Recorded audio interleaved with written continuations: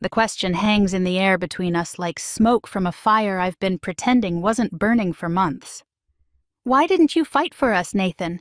I ask, watching my husband's shoulders slump at our kitchen counter. The same counter where he's prepared thousands of meals for our family. The same counter where I've watched him pack school lunches with little notes for our kids while I rushed off to another board meeting. He doesn't answer right away, just stares at the divorce papers I've been trying to avoid for 3 months. Papers I've talked him out of filing twice already. I'm good at that. Talking, persuading. It's what made me senior partner at Brennan and Associates before I turned 40. It's what's kept this marriage limping along despite everything I've done to destroy it. "Answer me," I say, injecting just enough hurt into my voice. 12 years, Nathan, 2 kids, and you just want to throw it all away? The irony of my words isn't lost on me. I'm the one who threw it all away. I'm the one who spent 3 months sexting with Dominic Reeves from my CrossFit gym. I'm the one who visited his apartment in Manhattan Beach while telling Nathan I was at client dinners. Twice. But Nathan doesn't know that. Or at least he's pretending not to know. Sweet, trusting Nathan who still brings me coffee in bed, even though I can barely look at him anymore. Who still does my laundry even though I've been washing my gym clothes separately so he won't smell another man's cologne. "Miranda," he finally says, and his voice sounds so tired. "You know why." I do know why, because he found the messages. Not all of them. I was careful to delete most of them. But enough to know his wife was writing things to another man that she hadn't said to him in years, maybe ever. But I can't let him know that I know he knows. That's not how this game works. "I don't know why," I lie smoothly. "All I know is my husband wants a divorce and won't even tell me what I supposedly did wrong." He looks at me then. Really looks at me. And for a second I think he's going to call me on my bullshit. But he doesn't. He never does. That's always been the problem with Nathan. He's too nice. Too willing to doubt himself. Too easy to manipulate. "You weren't happy," he says quietly. "I could feel it. You were pulling away." "So your solution is divorce?" I shake my head, letting a single tear roll down my cheek. I learned long ago that one tear is more effective than many. Without even trying to fix things? "I suggested counseling," he reminds me. 3 times. "I've been busy with the Patterson merger," I say automatically. "You know how important that is for my career." "Your career. Always your career. Never our family, never us." But Nathan doesn't say that. He just nods like he always does. Accepting, understanding, accommodating. God, I hate him for it. No, that's not right. I don't hate Nathan. I hate what he represents.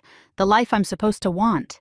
The perfect house in Brentwood with the perfect husband who cooks organic meals and helps with homework and remembers every anniversary. The life that looks so good from the outside but feels like drowning from the inside. When did it start feeling like drowning? When Rosie was born and Nathan quit his job to stay home with her? When Oliver came along 3 years later and Nathan seamlessly managed 2 kids while I climbed the corporate ladder? When I became the breadwinner and he became, what, Mr. Mom?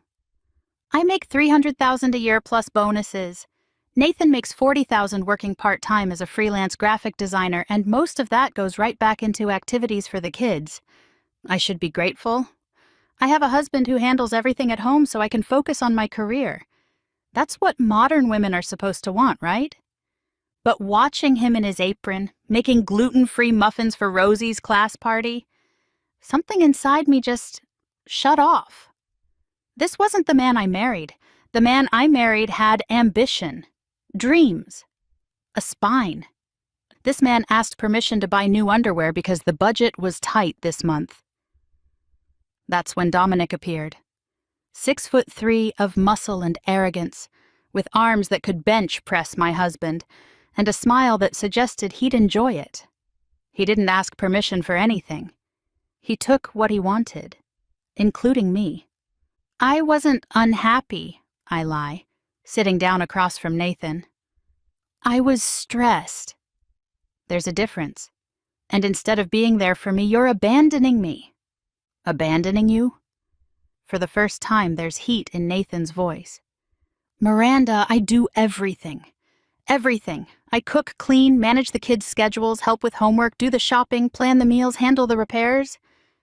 I know you do a lot around the house, I interrupt, deliberately misunderstanding. But what about emotional support? When's the last time we just talked? Really talked? It's a low blow and I know it. Nathan tries to talk to me every night, asks about my day, my cases, my stress. I'm the one who brushes him off, claims exhaustion, scrolls through my phone while he speaks.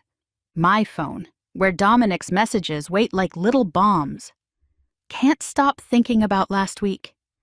When can I see you again? Your husband doesn't deserve you.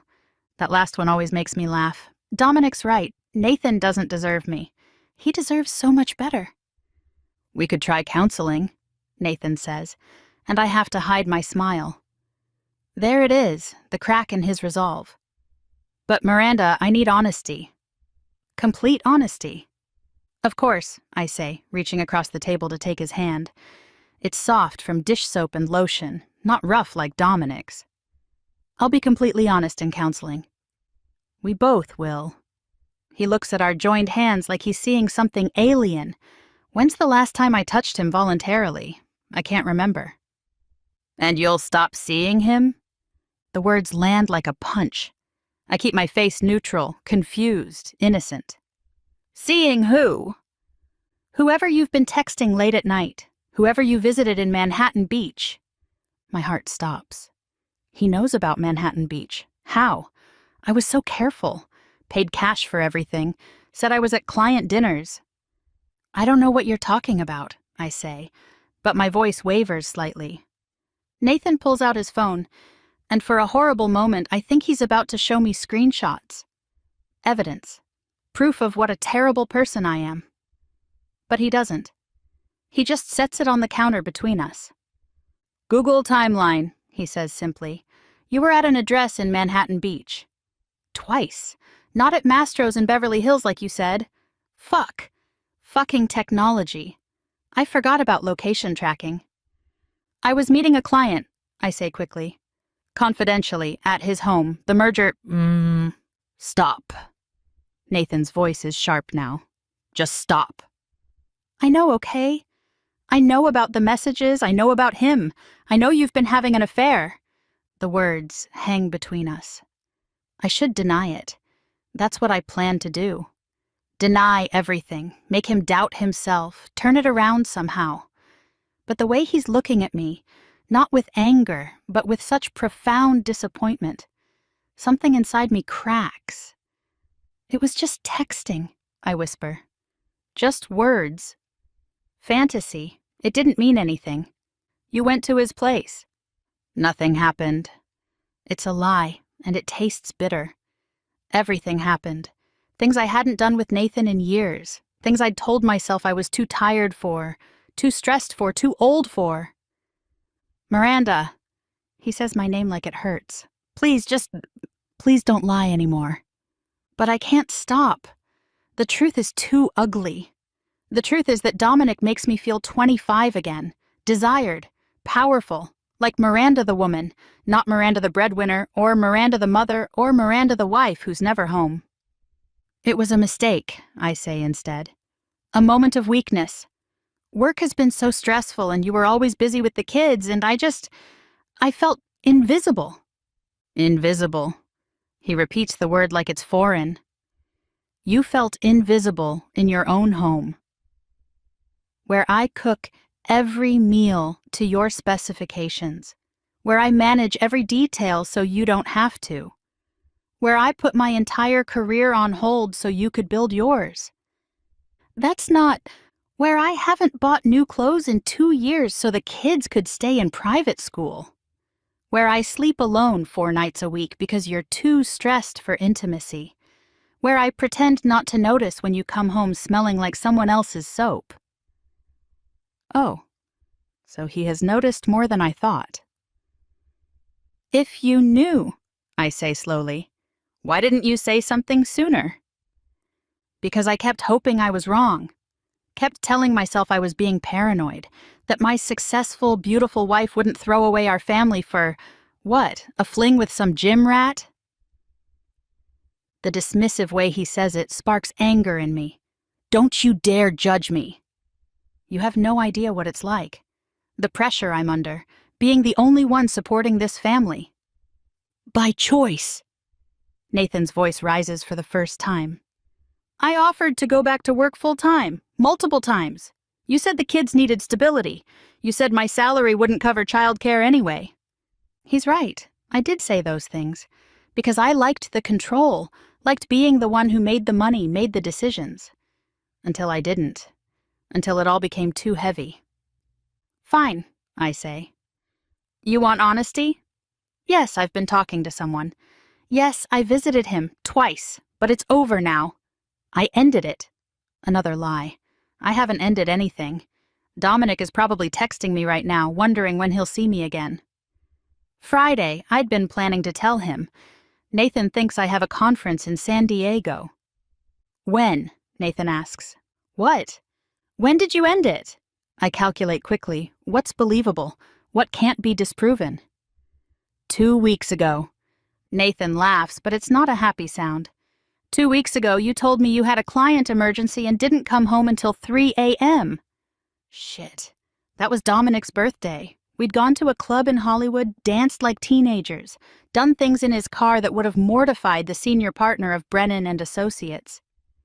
That was a real emergency, I insist. Stop lying.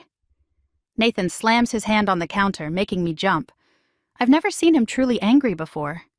It's unsettling. And strangely attractive. For once in your life, Miranda, just tell the truth.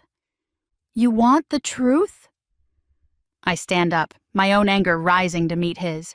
The truth is I'm drowning. I work 60-hour weeks to pay for this house, the cars, the private schools, your organic groceries, and what do I get in return? A husband who's turned into a housewife. When's the last time you took charge of anything? Made a decision without checking with me first? Been a man instead of just this. I gesture at him, at his sensible khakis and polo shirt, at the dish towel tucked into his belt, at the meal planner on the refrigerator in his neat handwriting. Nathan goes very still. When he speaks, his voice is quiet again, controlled. I see. So you had an affair because I'm not man enough for you. That's not. Because I cook and clean and care for our children. Because I made sure you could pursue your career without worrying about anything at home. Because I loved you enough to put your dreams before mine. Nathan? No. He holds up his hand. I get it now. You don't want a partner. You want someone to dominate you so you don't have to feel guilty about dominating everyone at work. You want some caveman who'll throw you against a wall and make you feel like a woman instead of a walking bank account. His accuracy is terrifying. That's exactly what Dominic does. Makes me feel small, delicate, feminine. Makes me forget that I'm Miranda Kelleher, senior partner.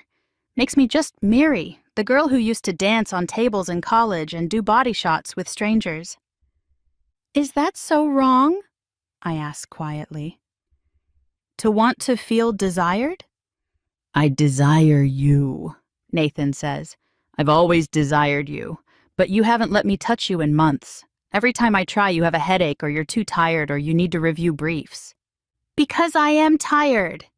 Because I do have work. Because someone has to pay for all this. I gesture around our beautiful kitchen with its marble countertops and professional-grade appliances that Nathan uses to make elaborate meals I'm rarely home to eat. I never asked for all this, Nathan says.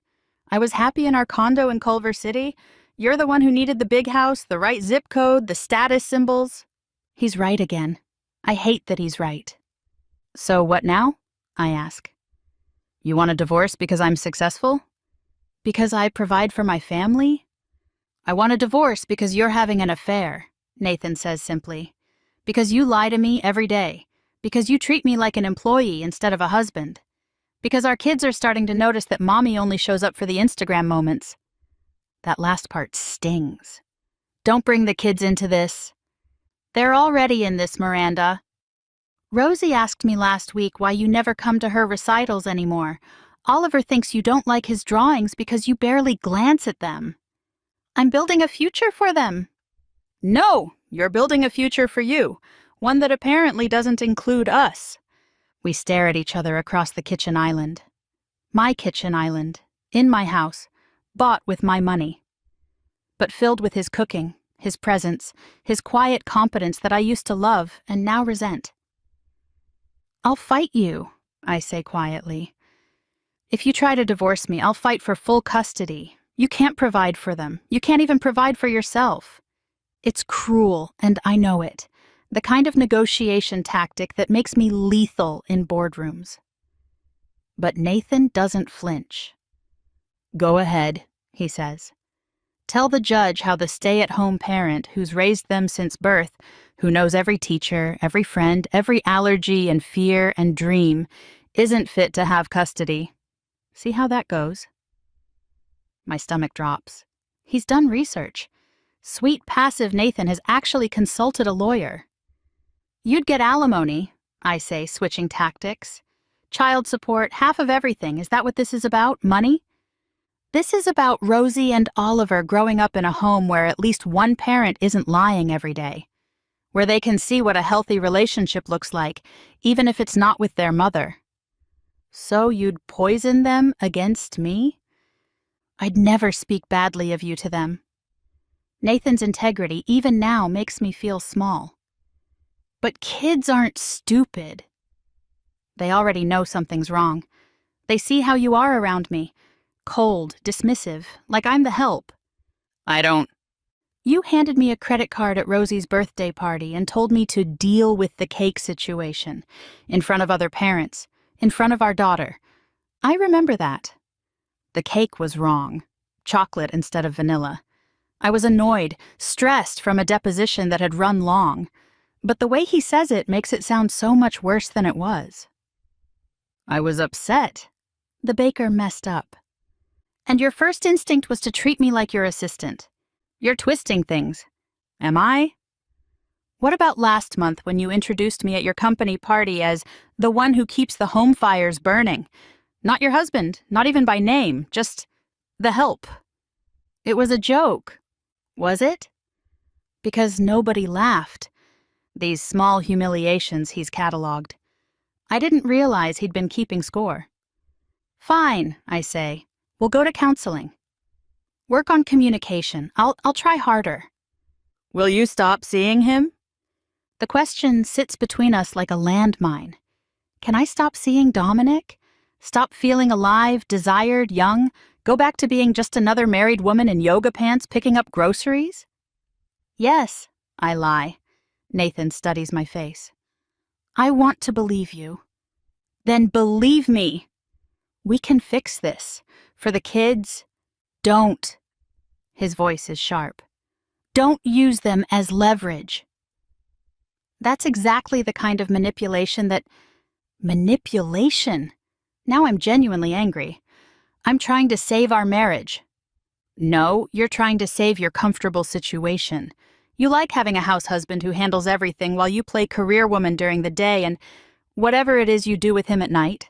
I told you, it's over. Show me your phone. The demand catches me off guard. What? If it's over, show me your phone. Show me the messages where you ended it. My phone burns in my pocket. Dominic's latest text arrived 20 minutes ago. Stop ignoring me, baby. You know you can't stay away. That's an invasion of privacy. Privacy, Nathan laughs bitterly. You gave up the right to privacy when you started fucking someone else. The crude word from his mouth shocks me. Nathan doesn't talk like that, ever. Don't be vulgar. Vulgar? You want to know what's vulgar? Vulgar is coming home with another man's marks on your body and expecting me not to notice. Vulgar is lying to your children about where you are at night. Vulgar is... Stop. I can't hear this. Can't face the ugly truth of what I've become. Just stop. Please. Nathan deflates. The fight goes out of him as quickly as it came. I'm tired, Miranda. So tired of pretending, of walking on eggshells, of being grateful for scraps of affection. I do love you, I say, and for once it's not entirely a lie. I do love Nathan, just not the way a wife should love her husband.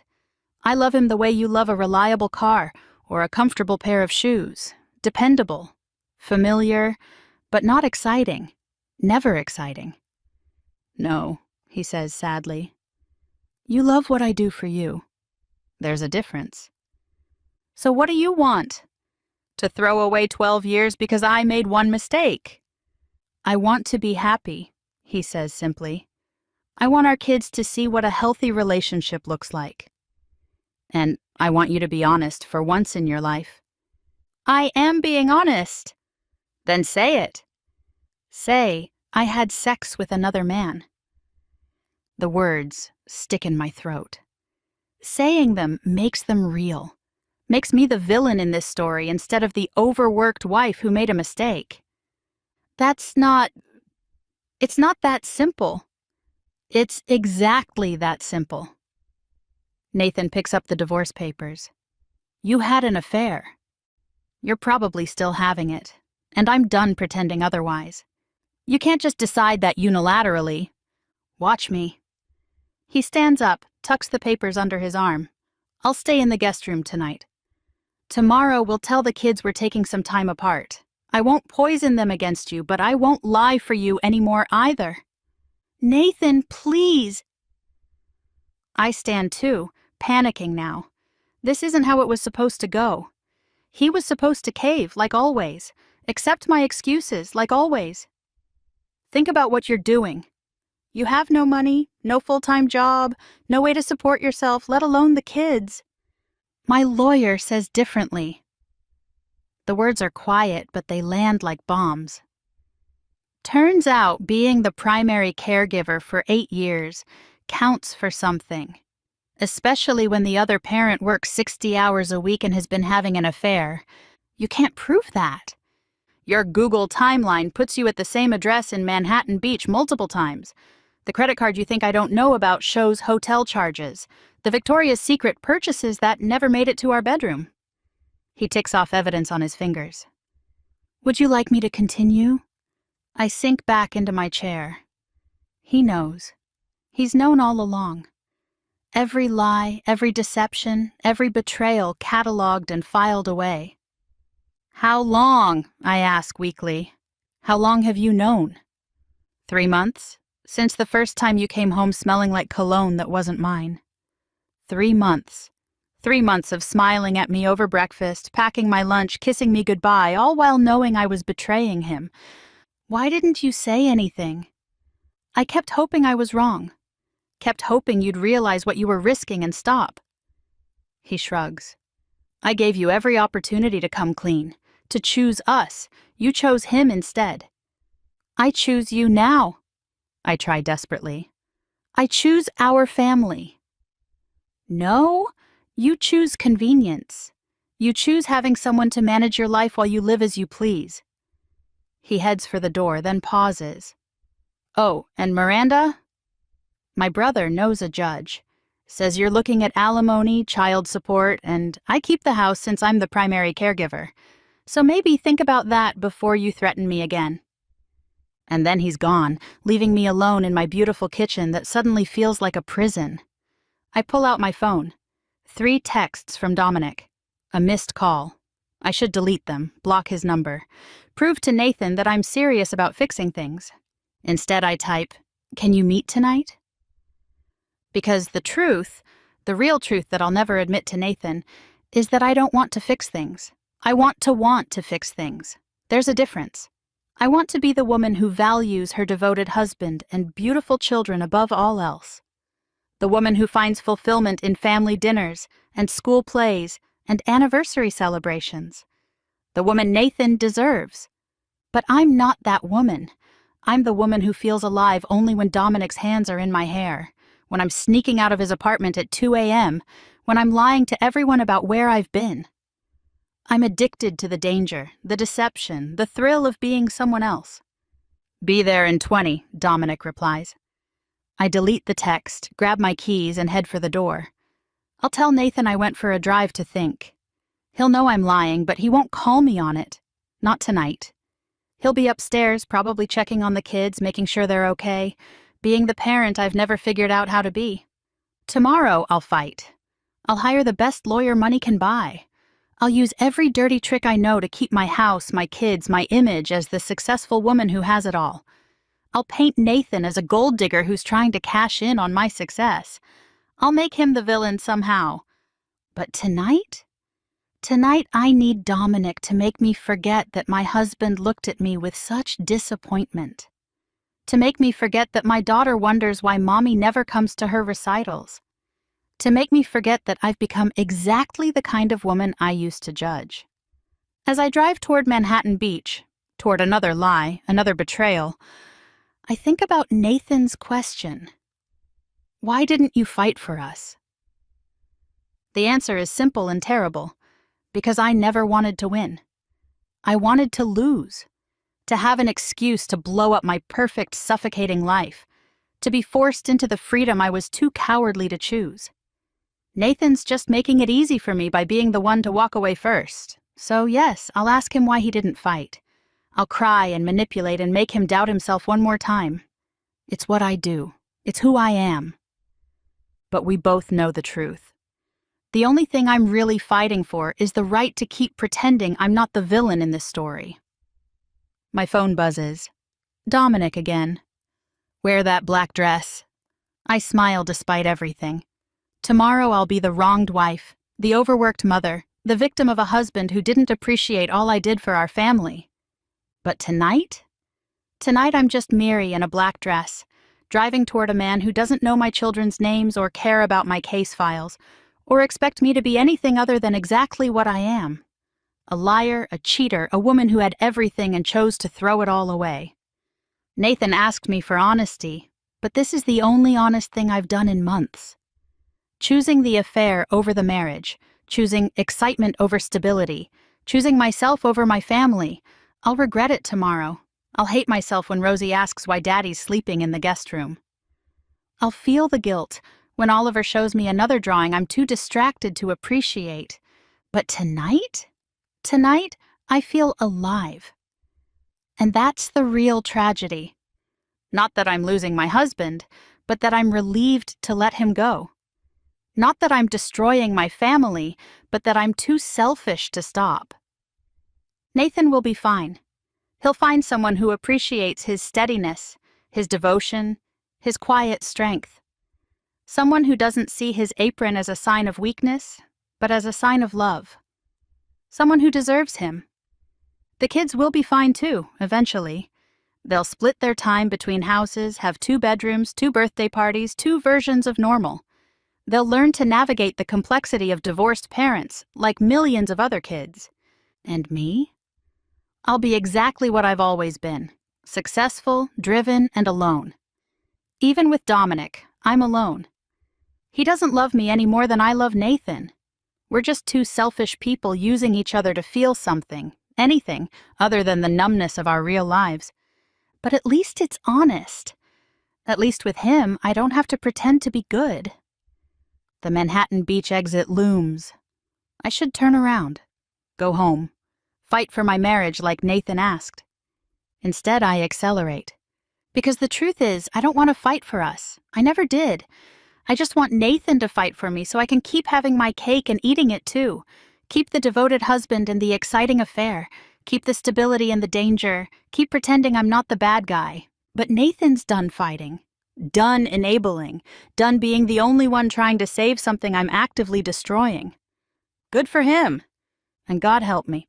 I don't even feel sorry yet.